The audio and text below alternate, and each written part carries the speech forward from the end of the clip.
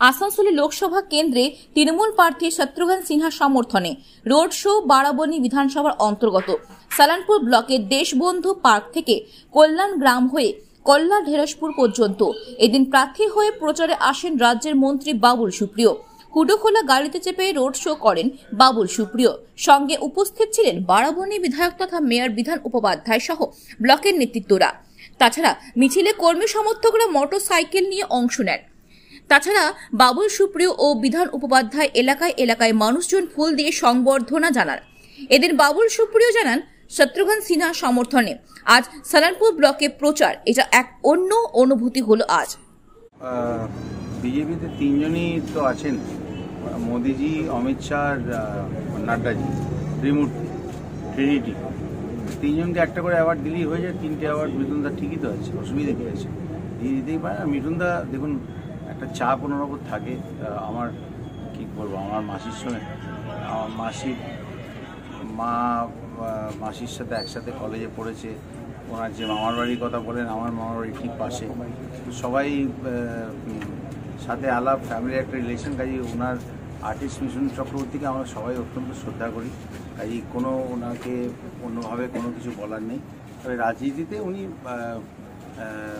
ঠিক সিরিয়াস রাজনীতি সেভাবে করেনি, অনেকগুলো দলে গেছেন, তৃণমূল থেকেই রাজ্যসভায় ছিলেন।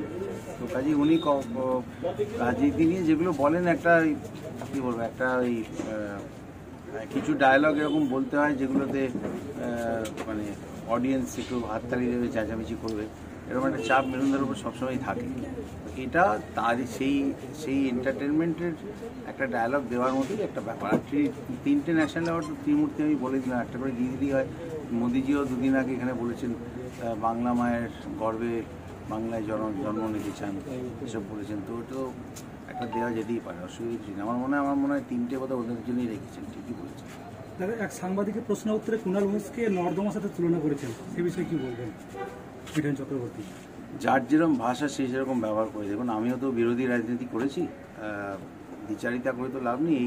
এই আসানসোলেই 2019-এ আমি বিজেপির হয়ে প্রচার করতাম, এখানে ওখানে পাড়াতে যেরকম হয়। মনমান ইস্টবেঙ্গলের খেলায় আমারও গাড়ি ভাঙতো, কখনো ইস্টবেঙ্গল আমার গাড়ি ভাঙতো, কখনো মোহামেডান ভাঙতো, হতো। তো সেটা উনি, কিন্তু আমি কখনো ভাষার ওপরে কখনোই কারোর সংযম হওয়া উচিত না।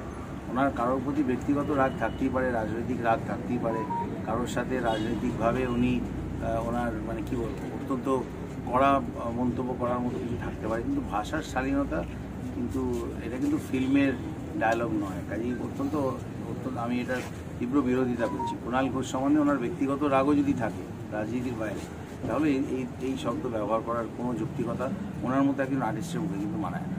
এটার জন্য একটা ন্যাশনাল অ্যাওয়ার্ড ওনাকে আমরা দিলাম। বিজেপি নেতার বাড়িতে বিস্ফোরণ হয়েছে এবং সেটারও এনআইএ তদন্ত নিশ্চয়ই হওয়া উচিত। এটা সম্বন্ধে মাননীয় মুখ্যমন্ত্রী অলরেডি যা বলার বলেছেন, সব বিষয় নিয়ে আমার কমেন্ট করার কোনো দরকার নেই।